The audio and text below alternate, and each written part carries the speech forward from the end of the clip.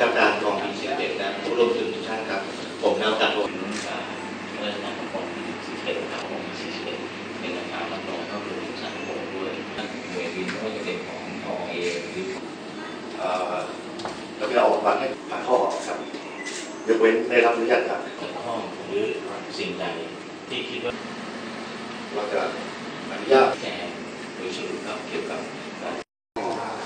มีภารกิจในปีนี้เนี่ยขณะนี้เนี่ยตัวอัลฟาเจ็ตยังไม่ได้ขึ้นนะครับเพราะว่าช่วงนี้ก็มาเตรียมความพร้อมมาแล้วเจ็บนี้เป็นลักษณะที่เกิดขึ้นกระทันหั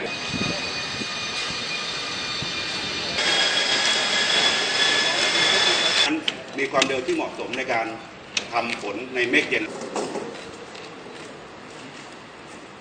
ตำรวจเข้าไปแล้วก็จะติดแน่นในลักษณะแบบนี้แล้วทางเจ้าหน้าที่เนี่ยจะใช้ประสบการณ์หรือว่ามองแล้วว่าในส่วนของเมฆก้อนนั้นเขาจะทำ